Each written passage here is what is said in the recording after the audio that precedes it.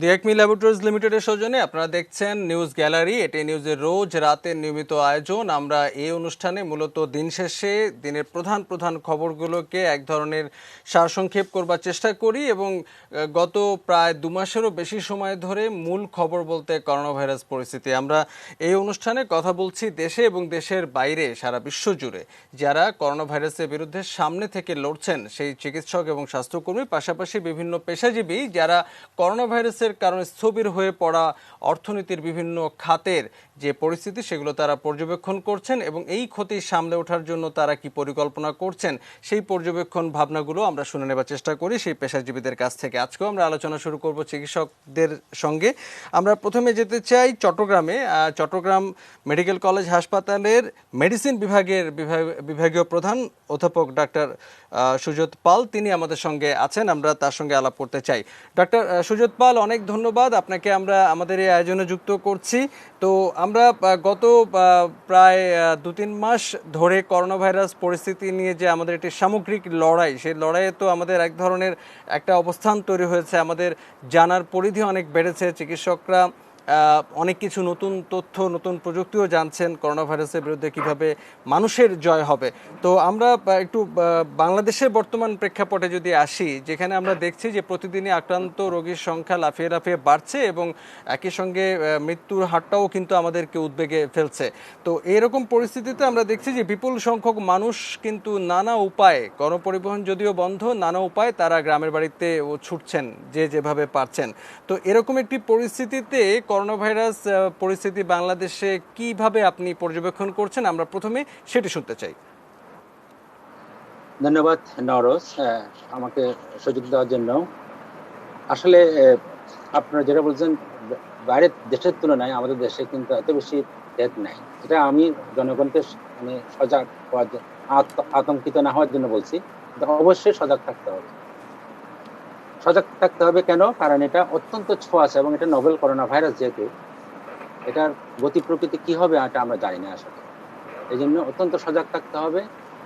মানুষকে আতঙ্কিত না হয়েও যেটা মানুষ এটার সাথে কোপিং করতে পারে, অর্থাৎ এই করোনা ভাইরাসটা দীর্ঘদিন ধরে আমাদের বাংলাদেশে কিংবা আরো কান্ট্রিজের মধ্যে থাকতে পারে, এই জন্য এই করোনা ভাইরাসের সাথে আমাদের একটা কোপ আপ করতে হবে, অর্থাৎ শান্তিপূর্ণ সহাবস্থান। শান্তিপূর্ণ সহাবস্থানের জন্য আমরা দীর্ঘদিন ধরে আমরা এখানে সাসপেক্টেড কোভিড এবং রিসেন্টলি কোভিড হাসপাতাল কর্নার করেছি। জনগণকে যেগুলো বলি সেটা হচ্ছে 5টা গোল্ডেন রুলস যদি আপনি ফলো করেন তাহলে আপনি করোনা ভাইরাসের সাথে মানে ফাইট করতে পারবে। কিরকম? অর্থাৎ করোনা ভাইরাস অত্যন্ত অভিমানী, সে এমনি বাইরে থাকে, আপনার ঘরে আসবে না। ঘরে আসার জন্য আপনাকে নিয়ে আসতে হবে। এই নিয়ে না আসার জন্য আপনাকে কিছু 5টা গোল্ডেন রুলস ফলো করতে হবে। এই গোল্ডেন রুলস 5টা কি আমি একটু সংক্ষেপে বলি। সেটা হচ্ছে আপনার চশমা, একটা গগলস পরবেন যাতে আপনার আই প্রোটেক্ট থাকে। আপনি অবশ্যই একটা মাস্ক পরবেন, সেটা N95 না, সাধারণ জনগণের জন্য এটা N95 মাস্ক নয়, এটা হচ্ছে একটা সার্জিক্যাল অথবা মেডিকেল মাস্ক। তাহলে এই দুটো প্রোটেকশন হলো 1 নম্বর। 2 নম্বর বললাম, 2 নম্বর যে সাধারণ জনগণের জন্য হ্যান্ড গ্লাভস মাস্ক নয়, হ্যান্ড গ্লাভস মাস্ক হচ্ছে যারা চিকিৎসাজীবী। এবং যদি আমি গ্লাভস পরে থাকি, একটা সেন্স অফ সিকিউরিটি থাকে। যদি গ্লাভস পরে থাকা হয়, এমন কোনো জায়গায় যাচ্ছেন সেই রেলিং ধরতে হবে, গণপরিবহনে হাত দিতে হবে, সেখানে গ্লাভস পরা অত্যন্ত যুক্তিযুক্ত। 4 নম্বর পয়েন্ট হচ্ছে যে আপনি যেটাই করেন না কেন আপনি কিছুক্ষণ পর হাত ধুতে হবে। হাত ধোয়াটা হচ্ছে সোপ ওয়াটার, মানে সাবান পানিতে, এটা বেস্ট। আর যদি সোপ ওয়াটারের বদলে আপনি 70% অ্যালকোহলযুক্ত হ্যান্ড স্যানিটাইজার খুবই অ্যাভেলেবল, এগুলো কিনতে পারেন। এটা আপনি সাথেও রাখতে পারেন। লাস্ট এবং খুবই বেশি ইম্পর্টেন্ট, যেটা আমাদের দেশে মানা হচ্ছে না, সেটা সোশ্যাল ডিস্টেন্সিং। সোশ্যাল ডিস্টেন্সিং মানে অর্থাৎ 3 থেকে 6 ফুট, পারলে 6 ফুট, 6 ফুট তো কোনো সম্ভব হবে না, অন্তত 3 ফুট দূরত্বে মানুষের কাছে থাকতে হবে। এই 5টা যদি গোল্ডেন রুলস আমি মেনে চলতে পারি এবং সাথে যদি অন্যান্য আমাদের এই etiquette, half etiquette, sneezing etiquette গুলো যদি মানতে পারি, এটা আমি অনেকগুলো টেলিভিশন চ্যানেলেও বলেছি। এটা কাশি দেওয়ার সময় মুখটা ঢাকা, রুমাল দিয়ে মুখটা ঢাকা এবং রুমালটা ধুয়ে ফেলা। যদি হাতটা যদি অকুপাইড থাকে কিংবা রুমাল যদি না থাকে, তাহলে একটা কনুইয়ের মাঝখানে এভাবে হাঁচি দেওয়া এবং তারপর ধুয়ে ফেলা।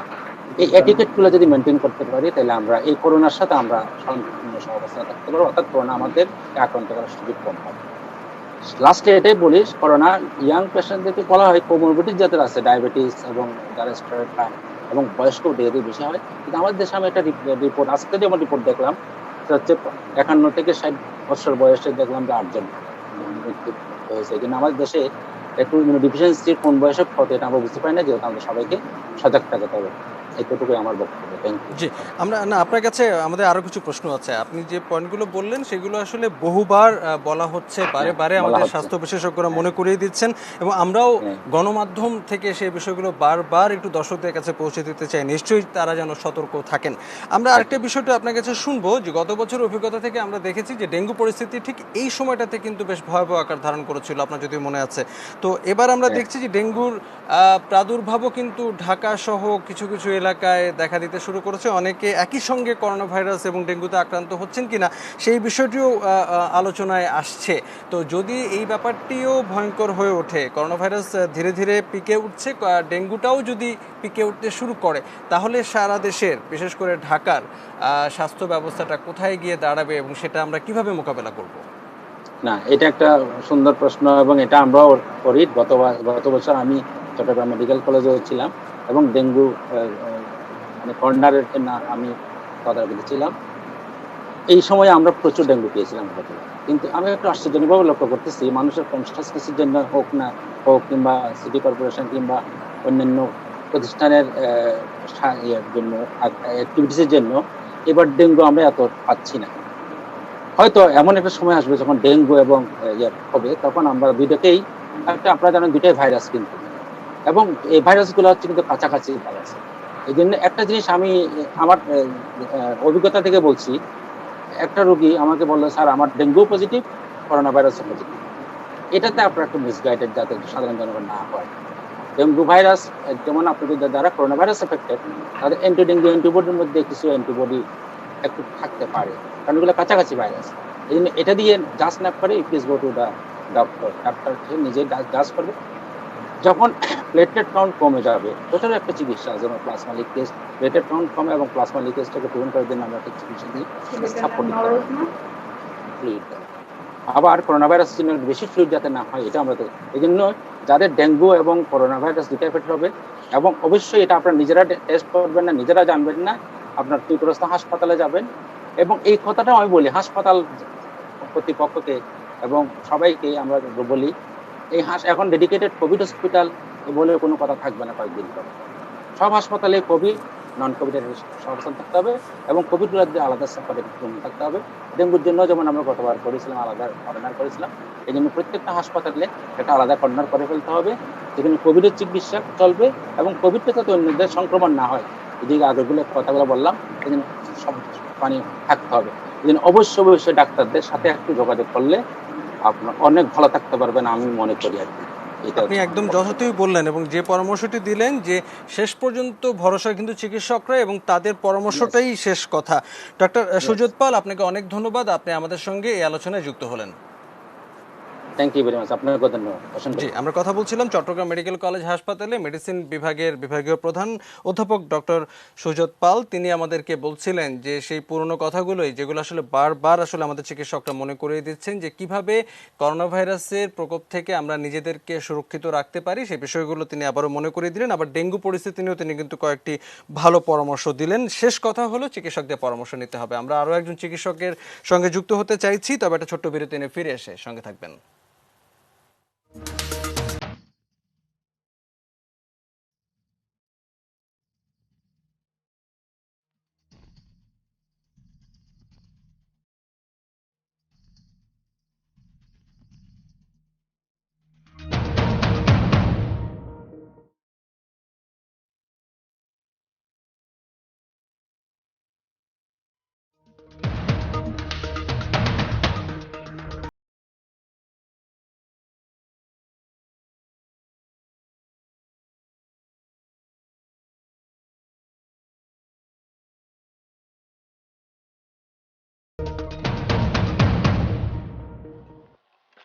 দিয়াকমি ল্যাবরেটরিজ লিমিটেডের সৌজন্যে আপনারা দেখছেন নিউজ গ্যালারি, এটি নিউজের রোজ রাতে নিয়মিত আয়োজন। আমরা কথা বলছিলাম একজন চিকিৎসকের সঙ্গে, তিনি বলছিলেন যে ডেঙ্গু পরিস্থিতি যদি খারাপের দিকে যায় তাহলে কি ঘটতে পারে, তার পরামর্শ তিনি পর্যবেক্ষণ আমাদেরকে জানাচ্ছিলেন। আমরা আরও একজন চিকিৎসকের সঙ্গে কথা বলবো। তিনি চাঁদপুরের মতলব উত্তরের উপজেলা স্বাস্থ্য এবং পরিবার পরিকল্পনা কর্মকর্তা ডাক্তার নুসরাত জাহান মিথেন। আমরা তার সঙ্গে আলাপ করতে চাই। ডাক্তার নুসরাত জাহান, অনেক ধন্যবাদ, আপনি আমাদের সঙ্গে আলোচনায় যুক্ত হচ্ছেন। আমরা প্রথমে একটু চাঁদপুরে আপনার উপজেলার খবর জানতে চাই। সেখানে করোনা ভাইরাসের কি পরিস্থিতি, কতজন আক্রান্ত বা অন্যান্য পরিসংখ্যানও শুনবো। আর সবচেয়ে বড় কথা যে ডাক্তার এবং স্বাস্থ্যকর্মীদের সুরক্ষা, নিরাপত্তা, প্রস্তুতি, এই ব্যাপারগুলোও আপনি যদি আমাদেরকে একটু জানিয়ে রাখেন। ধন্যবাদ নরোজ। আমি মতলব উত্তর উপজেলা স্বাস্থ্য কর্মকর্তা। মতলব উত্তর উপজেলা চাঁদপুর জেলার অন্তর্ভুক্ত। আপনারা জানেন যে এটা নারায়ণগঞ্জ জেলার সন্নিকটবর্তী একদম। তো আপনাকে বর্তমান পরিস্থিতি যদি আমি জানাতে যাই, আমাকে একটু প্রথম দিককার কথাটা বলতে হয় যে যখন নারায়ণগঞ্জে হটস্পট হলো করোনা সংক্রমণের প্রাথমিক পর্যায়ে বিদেশিরা আসার পরবর্তী সময়ে, তখন নারায়ণগঞ্জ থেকে আমাদের প্রশাসন বা পুলিশ প্রশাসন সতর্ক থাকলেও বিভিন্নভাবে নৌ যোগাযোগের মাধ্যমে আমার এলাকায় মতলব উত্তরে প্রচুর লোকজন চলে আসে। আমরা তাদেরকে আসলে রোধ করতে পারিনি, তারা আমাদের ফাঁকি দিয়েই চলে আসে এবং সেই কারণে হচ্ছে প্রাথমিক পর্যায়ে 2 মাস আগে আমাদের মতলব উত্তরে একটা ঝুঁকিপূর্ণ অবস্থায় পৌঁছায় যায় এবং সেই ঝুঁকিপূর্ণ অবস্থা থেকে হঠাৎ করেই 3-4 জন রোগী পজিটিভ হয়ে পড়ে। একটা উপজেলার জন্য আসলে এটা একটা ঝুঁকি, আতঙ্কজনক অবস্থা এবং আমার আইসোলেশন ওয়ার্ডে তখন রোগী ভর্তি হতে থাকে। আমরা তাৎক্ষণিকভাবে আমার আসলে আমি শ্রদ্ধা ভরে স্মরণ করতে চাই আমার সংসদ সদস্য যিনি আছেন আলহাজ অ্যাডভোকেট নুরুল আমিন রুহুল স্যার, আমার সিভিল সার্জন স্যার, আমার ডিভিশনাল ডাইরেক্টর স্যার এবং আমার স্থানীয় প্রশাসন, পুলিশ প্রশাসন সবাই একাত্মভাবে আমার হাসপাতালের ডাক্তার, নার্স, স্বাস্থ্যকর্মী সবাই আমরা একটি ঢালের মতো একসাথে হয়ে আমরা তখন কাজ করা শুরু করি এবং সেই কাজের সাপেক্ষে আমরা স্যাম্পল কালেকশন শুরু করি। সমস্ত বাধা বিপত্তি অতিক্রম করে আমাদের রোগীদেরকে আমরা স্বাস্থ্যবিধি মানানোর চেষ্টা করা শুরু করতে থাকি এবং এই অ্যাপ্লিকেশনটা এখন আল্লাহর রহমতে একটা ভালো পর্যায়ে উন্নীত হয়েছে এবং আমার রোগীরা, আমার জনগণরা সচেতন হয়েছে। যদিও প্রাথমিক পর্যায়ে আমরা 6-7টা কেস পেলাম, কিন্তু তারপরেও এখন আসার কথা হচ্ছে যে গত 7 মের পর থেকে আমরা আল্লাহর রহমতে এখন পর্যন্ত আর নতুন কোনো কেস শনাক্ত হয়নি। এর মধ্যে আমার আসলে রোগীরা প্রাথমিক দিকে একটু তথ্য গোপন করেছে। আপনারাও জানেন যে তারা করোনা রোগীর সংস্পর্শে এসে থাকলে অথবা যে কোনোভাবে যদি তাদের কোনো উপসর্গ থাকে তারা সেগুলো গোপন করেই হাসপাতালে চলে আসছে, ডাক্তারের কাছে চলে আসছেন। তো সেইভাবে আসলে দুঃখের সাথে জানাচ্ছি যে আমার হাসপাতালের আবাসিক মেডিকেল অফিসার এবং আমার আরেকজন চিকিৎসক 2 জন আক্রান্ত হয়েছেন এবং চিকিৎসকের বাসায়ও আক্রান্ত হয়েছেন। তো তাদেরকেও আমরা চেষ্টা করেছি যে চিকিৎসা করাতে। আল্লাহর রহমতে আমার আবাসিক মেডিকেল অফিসার 1.5 মাস চিকিৎসাধীন থাকার পর এখন সুস্থ আছেন এবং উনি কাজে ফিরে আসবেন। আর আমার আরেকজন চিকিৎসক তার পরিবার সহ ঘরেই চিকিৎসায় আছেন, তারাও ইনশাল্লাহ আশা করি সুস্থ হয়ে চলে আসবেন। তো বর্তমান পরিস্থিতিতে আমার হাসপাতালের চিকিৎসক, নার্স এবং অন্যান্য কর্মকর্তারা যথেষ্ট নিরাপত্তার সাথে, কারণ আমাদের প্রথম দিকে একটু নিরাপত্তা সামগ্রী, সুরক্ষা সামগ্রী পেতে দেরি হলেও এখন যথেষ্ট সামগ্রী আমাদের আছে, মজুদ আছে। আমরা ভবিষ্যতে আরো সময়ের জন্য কাজ করতে পারবো এবং আমরা নিরাপত্তার সহিত, রোগীদের নিরাপত্তার সহিত কাজ করে যাচ্ছি। আর আমাদের স্বাস্থ্য সেবার যে মান সেটাও আমরা ধরে রাখার সর্বত চেষ্টা করছি। অর্থাৎ গত 2-2.5 মাসে আমরা বলতে পারি যে করোনা ভাইরাসের বিরুদ্ধে এক ধরনের প্রাথমিক বিজয় অর্জিত হয়েছে এবং করোনা ভাইরাসকে সহাবস্থানে রেখেই চিকিৎসা কার্যক্রম স্বাভাবিকভাবে যেন দিতে পারা যায় সেরকম একটি ব্যাপারও বোধহয় প্রতিষ্ঠিত হয়েছে। এবং আপনি বলছেন যে যারা আক্রান্ত হয়েছিলেন চিকিৎসক তারাও সুস্থ হবার পথে। আমরা একটু বুঝতে চাই যে রোগীরা যেরকম প্রথম দিকে অনেকে নানা কারণে তথ্য গোপন করছিলেন এবং এখন বিভিন্ন চিকিৎসকদের সঙ্গে আলাপ করে আমরা এটুকু বুঝতে পারছি যে সবাইকেই সন্দেহ করা হচ্ছে যে তিনি সন্দেহভাজন করোনা ভাইরাসে আক্রান্ত রোগী, এভাবে ধরে নিয়েই চিকিৎসাটি দেওয়া হচ্ছে। আপনারা কি সেভাবে কাজ করছেন কিনা? এবং টেলিমেডিসিনের বিষয়টি জানতে চাই। আগে আসলে যে যত সংখ্যক রোগী আপনাদের কাছে নানা রকম অসুখ বিসুখ সমস্যা নিয়ে আসতেন, এখন তাদের সংখ্যাটা কীরকম এবং টেলিফোনে বা ভিডিও কনফারেন্সে আপনারা কিভাবে চিকিৎসা দিচ্ছেন বা আদৌ দিচ্ছেন কিনা এই বিষয়ে একটু আমরা শুনবো। জি, ধন্যবাদ। এটা খুবই ভালো। আসলে ঠিকই বলছেন আপনি। আমরা আপনাকে একটু জানাই, আসলে চাঁদপুর লকডাউন শুরু হয়েছিল কিন্তু নরোজ আমাদের যখন মতলব উত্তরে প্রথম কেস আইডেন্টিফিকেশন হয়, হ্যাঁ, তখনই হচ্ছেন আমাদের চাঁদপুর শহরটা লকডাউন করা হয় এবং সেই সাপেক্ষে আসলে আমার হাসপাতালটা সংক্রমিত হয়ে গিয়েছিল। তবে আমরা নিরাপদ করে আমি আইডিসিআর এর সাথেও যোগাযোগ করেছি, আমার ডিজি স্যাররাও আমার সাথে কোঅপারেট করেছেন সর্বতোভাবে, সবাই আমাকে হেল্প করে আমি কিন্তু আমার হাসপাতাল বন্ধ করিনি এবং আল্লাহর রহমতে আমি আলাদাভাবে আমার সকল স্বাস্থ্য সেবা কার্যক্রম চালু রেখেছি, আমার হাসপাতাল জীবাণুমুক্ত করেছি। এবং যেটা টেলিমেডিসিনের কথা আসলো, যে সব রোগী যখন আমরা সাসপেক্ট করতে পারি যে করোনা হয়ে যেতে পারে, সেজন্য আমরা তখন থেকেই 5টি নাম্বার এবং আমার ব্যক্তিগত নাম্বার সহ অন্তর্গত করে একটি কন্ট্রোল রুম সার্ভিস চালু করেছিলাম, যে রোগীরা যাতে সাধারণ চিকিৎসার জন্য আমাদের কাছে সরাসরি আসতে না হয় এবং ওই ফোন নাম্বারগুলোর মাধ্যমে তারা আমাদের সাথে যোগাযোগ করতে পারেন এবং আমরা তাদেরকে বিশ্লেষণের ভিত্তিতে যাদের প্রয়োজন তাদেরকে হাসপাতালে আসতে বলছি এবং যাদের প্রয়োজন নাই তাদেরকে আমরা বাড়িতে রেখে চিকিৎসার ব্যবস্থা করছি বা আমাদের স্বাস্থ্যকর্মীর মাধ্যমে তাদের কাছে চিকিৎসা পাঠানোর ব্যবস্থা করছি। খুব ভালো লাগলো এই কথাগুলো শুনে যে আপনারা এরই মধ্যে যথেষ্ট গুছিয়ে নিয়েছেন আপনারা। এবং আরেকটা বিষয় আমরা একটু কৃতজ্ঞতাও জানাতে চাই সাধারণ মানুষের পক্ষ থেকে, যে একদম আপনি মতলব উত্তর চাঁদপুরের একটি উপজেলা, সেখানকার একটি স্বাস্থ্য কমপ্লেক্সে আপনি একেবারে তৃণমূল পর্যায়ে আপনার নেতৃত্বে চিকিৎসকরা যে চিকিৎসা দিচ্ছেন, সাধারণ মানুষের কাছে স্বাস্থ্যসেবা পৌঁছে দিচ্ছেন, এটি অবশ্যই আমাদের কাছ থেকে অন্তরের খাঁটি ধন্যবাদ জানবেন। এবং এই চিকিৎসকদের প্রতি ধন্যবাদ জানিয়ে এটি নিউজের পক্ষ থেকে আপনি নিশ্চয়ই জানেন যে আমরা একটি কর্মসূচি পালন করছি। থ্যাংক ইউ ডক্টর, আপনাকে সেই থ্যাংক ইউটি জানাতে চাই। শেষ প্রশ্ন আপনি যদি একটু ছোট করে আমাদেরকে জানান। আমরা জানি যে এই ধরনের স্বাস্থ্য কমপ্লেক্সে অনেক প্রসূতি মায়েরা আসেন তাদের সন্তান প্রসব বা অন্যান্য স্বাস্থ্যসেবার জন্য।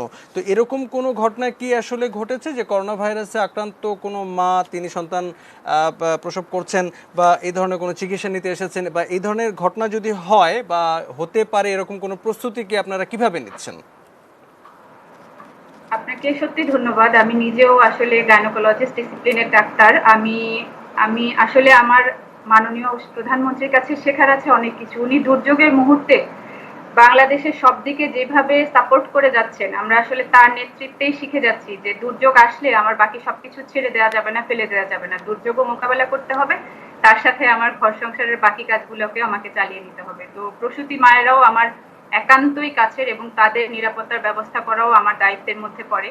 তো আমি আমার প্রসূতি মায়েদের জন্য আমার মাঠের যেই কমিউনিটি ক্লিনিকগুলো আছে এবং আমার যেই উপস্বাস্থ্য কেন্দ্রগুলো আছে সবগুলোতেই আমি সপ্তাহে একদিন করে তাদের শুধুমাত্র প্রসূতি মায়েদের জন্য চিকিৎসার এবং চেকআপের ব্যবস্থা রেখেছি। আর আমার হাসপাতালে যেহেতু আমার ফ্লু আর ফিভার কর্নার সম্পূর্ণ আলাদা জায়গায়, সুতরাং আমি অন্য রোগীদের সাথে তাদেরকে মেশার সুযোগ দিচ্ছি না, তাদের চিকিৎসা আলাদাভাবে করে যাচ্ছি। আর যদি কোনো পরিবারে করোনা সন্দেহ থাকে তাহলে আমরা সেই গর্ভবতী মায়ের স্যাম্পলিং করে তাকে পরীক্ষা করে নিয়ে চিকিৎসার ব্যবস্থা করছি। আর এখানে আমাদের ঝুঁকির প্রশ্নই আসে না, কারণ আমরা চিকিৎসক কর্মকর্তা কর্মচারী সবাই নিরাপত্তা সামগ্রী ব্যবহার করেই রোগীদেরকে চিকিৎসা দিচ্ছি। অনেক ধন্যবাদ, অনেক ধন্যবাদ ডক্টর নুসরাত জাহান। আপনার কাছ থেকে আমরা আপনার উপজেলার যে খবরটি পেলাম, আমরা আসলে এই আশাটি রাখতে চাই যে বাংলাদেশের প্রতিটি উপজেলায় হয়তো এ ধরনের স্বাস্থ্যসেবা হচ্ছে। অনেক ধন্যবাদ, আপনি আমাদের সঙ্গে আলোচনায় যুক্ত হলেন। আমরা কথা বলছি করোনা ভাইরাস পরিস্থিতিতে। দুজন চিকিৎসকের সঙ্গে আলাপ করছিলাম, একজন চট্টগ্রাম থেকে যুক্ত হয়েছিলেন এবং আরেকজন চাঁদপুরের মতলব উত্তর উপজেলা থেকে যুক্ত হয়েছিলেন, সেখানকার পরিস্থিতি আমাদেরকে জানালেন।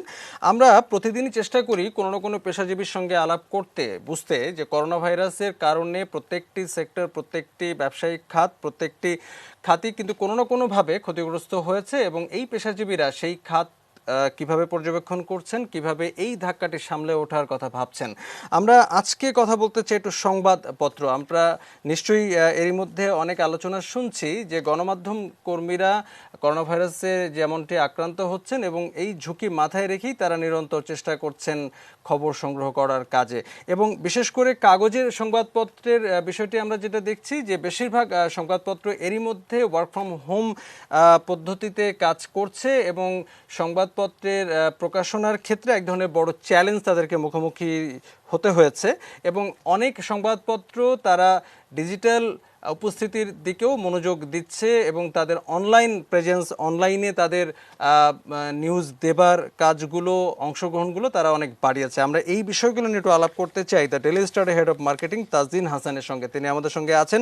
তাজদিন হাসান, আপনাকে অনেক ধন্যবাদ, আপনি আমাদের সঙ্গে এই আলোচনায় যুক্ত হলেন। যেমনটি আসলে আমরা বলছিলাম যে গত প্রায় 3 মাসের মতো সময় ধরে সারা বিশ্বজুড়ে তো বটেই, বাংলাদেশেও সংবাদপত্রগুলো তারা কিন্তু এক ধরনের অভিনব একটা চ্যালেঞ্জের মধ্যে পড়েছে এবং প্রচার সংখ্যার দিক থেকে একটা বড় চ্যালেঞ্জ। কারণ আমরা জানি যে ঢাকা সহ দেশের বিভিন্ন এলাকায় অনেকেই বাড়িতে সংবাদপত্র রাখা বন্ধ রেখেছেন সাময়িকভাবে। তারা অনলাইন বিভিন্ন সাইট থেকে সংবাদ জেনে নেওয়া, টেলিভিশনের উপর মুখাপেক্ষি হওয়ার ব্যাপারটিতে অভ্যস্ত হচ্ছেন।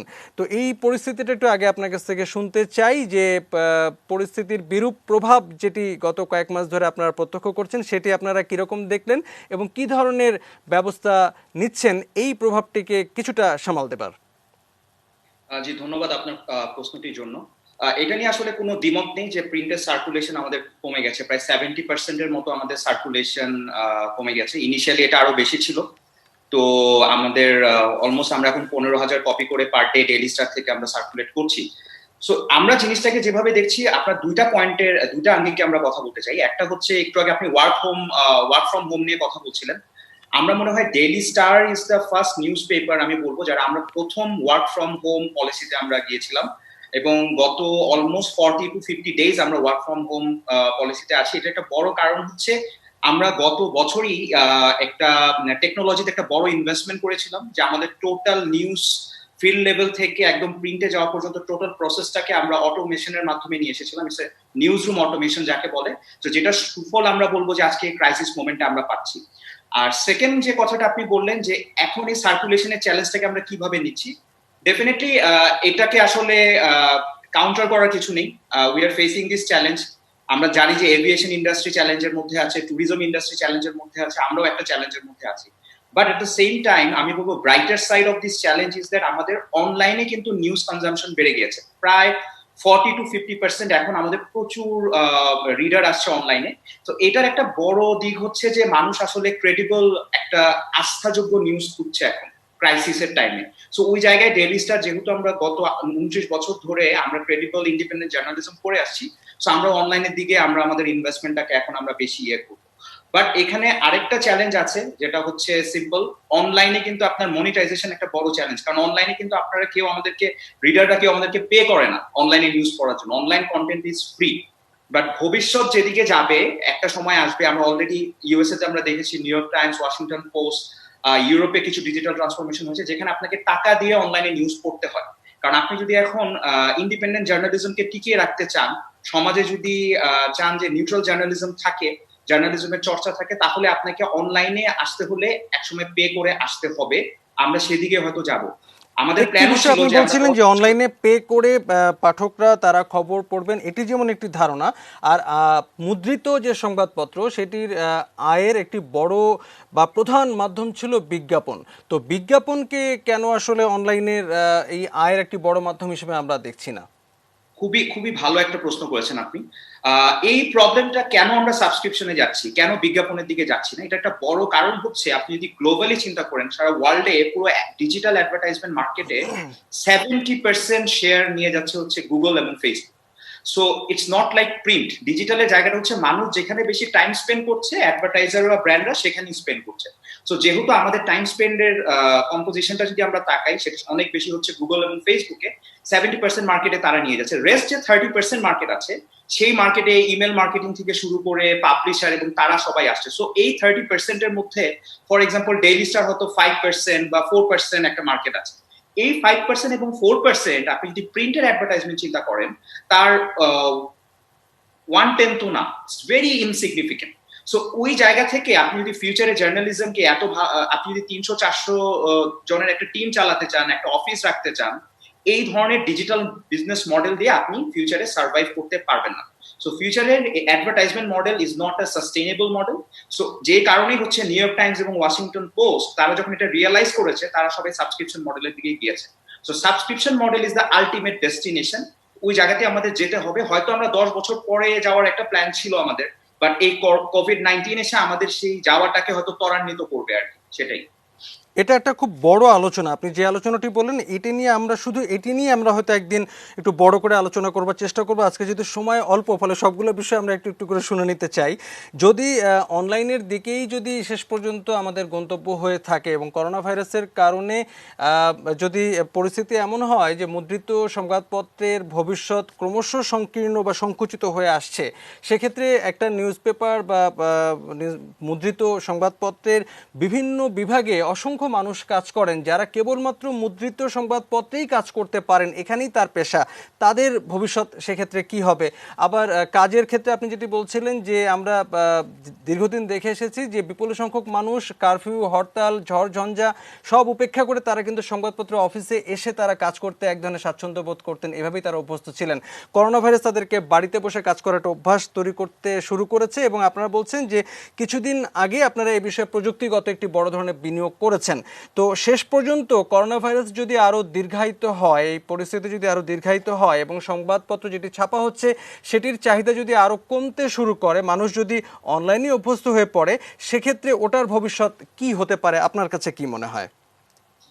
ডেফিনেটলি খুব ভ্যালিড একটা কোয়েশ্চেন। আমি মনে করি যে at the end of the day আপনাকে অ্যাডাপ্ট করতে হবে পরিস্থিতির সাথে। আমরা হয়তো আগে কখনো ভাবিনি যে প্রিন্ট সারা ওয়ার্ল্ডে, একমাত্র ইন্ডিয়া ছাড়া সব জায়গাতে কিন্তু প্রিন্ট ডিক্লাইন করছিল।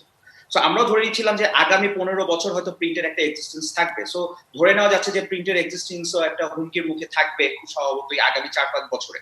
তো এই পরিস্থিতির সাথে আপনাকে অ্যাডাপ্ট করতে হবে। অ্যাডাপ্ট করা ছাড়া আমি আর কোনো উপায় দেখছি না। অ্যাডাপ্টেশন বলতে এখানে কি বোঝায়? প্রথম কথা হচ্ছে আপনাকে কন্টেন্টকে, ডিজিটালের যে কন্টেন্ট বা ডিজিটালের নিউজের যে প্রেজেন্টেশন, সেটা কিন্তু ডিফারেন্ট। ডিজিটালে মানুষ খুব ভিডিও কন্টেন্ট চায়, ডিজিটালে মানুষ চায় একটু গ্রাফিক্স, একটু ইনফোগ্রাফিক্স, একটু অ্যানালিসিসটাকে একটু গ্রাফিক্যালি প্রেজেন্টেশন করা। সো ওই জায়গায় এখন যারা ট্রেডিশনাল মিডিয়াতে, জার্নালিজমে যারা কাজ করছে, তাদেরকে ওই চেঞ্জের সাথে অ্যাডাপ্ট হতে হবে। ফিউচারে তারা যদি এই পেশার সাথে আসলে ওতপ্রোতভাবে জড়িত থাকতে চায়, কারণ this is the reality we are facing. আমরা কিন্তু কখনো একসময় ভাবিনি যে আমরা এত বেশি জুম নির্ভর, যেমন আপনার সাথে কিন্তু আমি এখন আপনার স্টুডিওতে না এসে আমি কিন্তু জুমের সাথে আপনার সাথে কলে অ্যাটেন্ড করেছি, আপনিও কিন্তু জুমের সাথে আমার সাথে কানেক্টেড। সো আমি অ্যাডাপ্ট করছি এই সিচুয়েশনের সাথে, আপনিও করছেন। সো জার্নালিস্টদেরকেও অ্যাডাপ্ট করতে হবে ফিউচারে, লাইক ভিডিও কন্টেন্টটা প্রডিউস করার জন্য কিভাবে ভিডিও মেক করা যায়, নতুন স্কিল গুলো লার্ন করতে হবে। সো কন্টেন্টের এই লার্নিংটাকে তাদের অ্যাডাপ্ট করতে হবে। কোম্পানিগুলোকে টেকনোলজিতে ইনভেস্ট করতে হবে। আমার মনে আছে ছোটবেলায় আমার বাবা যখন একটা পত্রিকা কিনতেন, আমি সবসময় খেলার নিউজটাই পড়তাম, উনি হয়তো সম্পাদকীয় পড়তেন। তো এখন কিন্তু টেকনোলজি দিয়ে, মেশিন লার্নিং দিয়ে আপনি চাইলে ব্যাক এন্ডে আমার ডেস্কটপটা, আমি যেটা ডেইলি স্টারে যাবো, আমি চাইলে আমি দেখতে পাবো যে সব নিউজই কিন্তু, বেশিরভাগ নিউজই আমাকে স্পোর্টস নিউজ দেখাচ্ছে। সো টেকনোলজি কিন্তু ওই লেভেলে আপনাকে একটা পার্সোনালাইজ এক্সপিরিয়েন্স দিবে। সো ওই জায়গায় আমি মনে করি এই পেশায় যারা আছে তাদেরকে এই new technology, new content policy, new content pattern, এগুলোর সাথে অ্যাডাপ্ট করতে হবে। অ্যাডাপ্টেশন ছাড়া আসলে টিকে থাকাটাই আসলে খুবই কঠিন। তারপর আমি একটা বলতে চাই যে ডেইলি স্টারে আমরা জানি যে গত 3 মাস ধরে কিন্তু আমরা একটা ক্রাইসিসের মধ্য দিয়ে যাচ্ছি। অ্যাডভার্টাইজমেন্ট রেভিনিউ 90% শ্রিঙ্ক করেছে। বাট আমাদের এডিটর মাহফুজ আনাম সাহেব এবং যারা বোর্ড মেম্বার আছেন, তাদের একটা পজিটিভ একটা নোশন ছিল যে কোনো ধরনের লে অফ কিন্তু আমাদের এখানে এখনো হয়নি। আমাদের সব এমপ্লয়িরা বাসা থেকে কাজ করছে, কোনো ধরনের প্রেশার দেওয়া হয়নি তাদেরকে অফিস আসার জন্য, এবং আমাদেরকে ফিউচারে এরকম কোনো ইন্ডিকেশন দেওয়া হয়নি যে will be going for massive লে of anything. We are actually observing the situation, we are trying to adapt with the situation. So আমরা মনে করি যে অন্য পাবলিশারও যারা আছেন এই মুহূর্তে কিভাবে তাদের জার্নালিজমকে আরো বেশি টেকনোলজি স্যাভি, আরো বেশি টেকনোলজি ড্রিভেন, আরো বেশি নতুন যে চেঞ্জেস গুলো হচ্ছে ওটার সাথে অ্যাডাপ্ট করার জন্য equip the journalist, equip the marketing team, equip the total আমি বলবো ইকোসিস্টেমটাকে with proper digital tools and টেকনিকের সাথে ইকুইপ করাটাই হবে বলবো যে আগামী চ্যালেঞ্জকে ফেস করার একমাত্র সলিউশন। আপনি বলছিলেন যে ডেইলি স্টারের কথা বলছিলেন, আপনি আপনার প্রতিষ্ঠানের কথা বলছিলেন, বাংলাদেশের সকল গণমাধ্যমের পরিস্থিতি ঠিক একই রকম হোক আমরা আসলে এই প্রত্যাশাটা রাখতে চাই। আপনি আরেকটি বিষয় বলছিলেন যে সাবস্ক্রিপশন বেসড একটা পরিকল্পনা ভবিষ্যতের জন্য হয়তো আপনারা ভাবছেন। তো এখানে একটা প্রশ্ন যে বাংলাদেশের বাস্তবতায় যেখানে আমরা গুজব বা ফ্রি বিনামূল্যে পাওয়া খবর, যেটা ফেসবুকে হয়তো বিভিন্ন অনলাইন সাইট রয়েছে, অনেক রকম তথ্যের উৎস রয়েছে, সেগুলো যথার্থ কিনা বা সাংবাদিকতার গুণগত মানে উত্তীর্ণ কিনা সেটা অন্য আলোচনা, কিন্তু খবরের নানা রকম সূত্র এবং উৎস রয়েছে। তো এরকম বাস্তবতায় বাংলাদেশে আসলে যারা বস্তুনিষ্ঠ সাংবাদিকতা করে তাদের জন্য কাজটা কতখানি সহজ, এক নম্বর। আর দু নম্বর হচ্ছে, যেখানে গুগল, ফেসবুক সহ গ্লোবাল মার্কেট প্লেয়ারের অস্তিত্ব বা প্রেজেন্স যেখানে যে মার্কেটে আছে, তারাও তো নানাভাবে প্রতিযোগিতায় আসছে, এরাও তো আসলে এক ধরনের হুমকি বটে। তো তাদের সঙ্গে প্রতিযোগিতায় এঁটে ওঠার জন্যই বা কি পরিকল্পনা, কি প্রস্তুতি? আচ্ছা, আমি দুটা কোয়েশ্চেনকে আপনার মার্চ করে একভাবে অ্যান্সার দিচ্ছি। আমার কাছে যেটা মনে হয় কি, একটা দেশের জাতি গঠনে এবং আপনি যদি পুরো সমাজ গঠনের একটা দিক চিন্তা করেন, সংবাদপত্র কিন্তু একটা প্রচন্ড রকমের একটা গুরুত্বপূর্ণ রোল প্লে করে। আমার এডিটর একটা কথা বলে যে সংবাদপত্র হচ্ছে সোশ্যাল ডক্টর। সো এটা হচ্ছে সামাজিক চিকিৎসক। আপনার সোসাইটির যত ধরনের ইস্যু আছে, প্রবলেম আছে, আপনি করাপশন বলতে পারেন, আপনি বলতে পারেন যে একটা সিস্টেমের লস হতে, সিস্টেম লস বলতে পারেন, প্রসেস ডাউন বলতে পারেন, সমাজে অসঙ্গতি, অনিয়ম কি কিন্তু আমরা বলবো খুব বস্তুনিষ্ঠ সাংবাদিকতার মাধ্যমে আমরা কিন্তু পাঠকদের জন্য তুলে ধরি। সো বেসিক্যালি এই সংবাদপত্র হচ্ছে, আমি বলবো, একটা ট্রাস্টের জায়গা, একটা আস্থার জায়গা, which is a representation of the total population of this country. আমরা বলি ইউর রাইট টু নো, আমাদের স্লোগান, যে আপনার জানার অধিকার, আপনার অ্যাজ এ কনজিউমার, আপনার অ্যাজ এ অডিয়েন্স, আপনার জানার যে অধিকার আছে, সেই জানার অধিকারকে আমরা ইনশিওর করবো। সো ওই জায়গায় কিন্তু 28 বছর ধরে আমরা বলবো ডেইলি স্টার আছে, আমাদের প্রথম আলো, কালের কণ্ঠ, আরো অনেক মিডিয়া আছে, ইত্তেফাক। সো আমরা এত বছর ধরে কিন্তু প্রিন্ট মিডিয়া এত বড় একটা ইন্ডাস্ট্রি এবং এত বছর ধরে কেন আছে? বিকজ আপনি যে ফেক নিউজের কথা বললেন, মানুষ আসলে ফেক নিউজ চায় না, মানুষ চায় ক্রেডিবল নিউজ, আস্থার নিউজ। সো ওই জায়গায় যেমন আমি বললাম যে 50% কেন আমার ট্রাফিক বেড়ে গিয়েছে, এটার একটা বড় কারণ হচ্ছে যে মানুষ অথেন্টিক নিউজ সার্চ করছে বলেই কিন্তু মানুষ আমার ওয়েবসাইটে আসছে। সো ডেফিনেটলি ফেক নিউজও থাকবে। এখন দেখেন অনেক পত্রিকায় কিন্তু আছে যেগুলা, আমি যদি ফেসবুকটা বাদ দিই, 10 বছর আগেও 15 বছর আগেও এরকম 15 বছর ধরে কিন্তু অনেক পত্রিকাও ছিল যারা হচ্ছে, কিন্তু অনেক পত্রিকা কিন্তু যারা হচ্ছে, যেসব বিজনেস ওনাররা পত্রিকা চালায়, অনেক পত্রিকা কিন্তু করা হয়েছিল তাদের পারপাস সার্ভ করার জন্য। সো আমি বলবো যে আপনি যদি ওই ধরনের জার্নালিজম প্র্যাকটিস করেন, ফেক নিউজ কিন্তু ডিফারেন্ট ফর্মেও হয়। আপনি নিউজকে টুইস্ট করে ফ্যাব্রিকেটেড করলেও কিন্তু সেটা ফেক নিউজ। এটা কিন্তু নতুন কিছু না, বাংলাদেশে এটা আগেও ছিল। সো ডিজিটাল হওয়ার কারণে এটা আমি বলবো যে এটার একটা গতি লাভ করেছে। সো ওই জায়গায় ডেফিনেটলি যারা ভালো ক্রেডিবল নিউজ পেপার, তাদেরকে যেটা করতে হবে, সজাগ থাকতে হবে অনেক বেশি। যেটা আমি বললাম, নিউজ পেপার এখন আর ওই প্রিন্টার ইয়েতে হলে চলবে না, ইটস 24/7। আপনাকে 24/7 পলিসিতে আপনাকে চলতে হবে, সর্বক্ষণ সর্ব মিনিটে আপনাকে আপডেটেড রাখতে হবে। তবে একটা জায়গায় আপনাকে অলওয়েজ ফোকাস দিতে হবে। ডিজিটালে সবাই বলে it's all about speed, but আমরা ডেইলি স্টার বলি ইটস অল অ্যাবাউট অ্যাকুরেসি। কখনো যাতে এই স্পিডকে, মানে আপনি যত আগে নিউজ ব্রেক করবেন, আপনার তত ট্রাফিক আসবে, আপনার যত ট্রাফিক আসবে আপনার তত বেশি রেভিনিউ আসবে। আপনি যদি এভাবে আগান, অনেক সময় ফেক নিউজ বলবো না, অনেক ভুল তথ্য চলে যায়। না, সেটা টেলিভিশনের ক্ষেত্রে আমরাও একই ব্যাপারই আসলে প্রত্যক্ষ করি। আপনার সঙ্গে যে আলোচনাটি হচ্ছে, এটি আসলে এই ছোট প্ল্যাটফর্মে 10-15 মিনিটের আলোচনা নয়, এটি আসলে অনেক লম্বা সময় নিয়ে আলোচনা করতে হবে। নিশ্চয়ই সেটি আমরা আরেকদিন সুবিধা মতো সময় করব, দর্শকদেরকেও আমরা আমন্ত্রণ জানাবো। আজকের আলোচনা আমরা আপনার সঙ্গে এখানেই শেষ করছি। অনেক ধন্যবাদ, আপনি ভালো থাকবেন এবং নিশ্চয়ই আমরা বড় একদিন আলোচনা করব। আমরা কথা বলছিলাম দ্য ডেইলি স্টারের head of marketing Tajdin Hasan. তিনি বলছিলেন যে প্রিন্ট মিডিয়া যে করোনা ভাইরাসের এই সংকটময় কালে তারা যে ক্রমশ অনলাইনের দিকে কিভাবে ট্রান্সফর্ম হচ্ছে পুরো প্রক্রিয়াটি, সেই বিষয়ে একটি তাত্ত্বিক এবং ব্যবহারিক প্র্যাকটিক্যাল একটা আলোচনা হচ্ছিল। এই আলোচনাটি আমরা আরেকদিন নিশ্চয়ই বড় করে করব এর ধারাবাহিকতায়। আজকের নিউজ গ্যালারির আলোচনা আমরা এখানেই শেষ করে দিচ্ছি।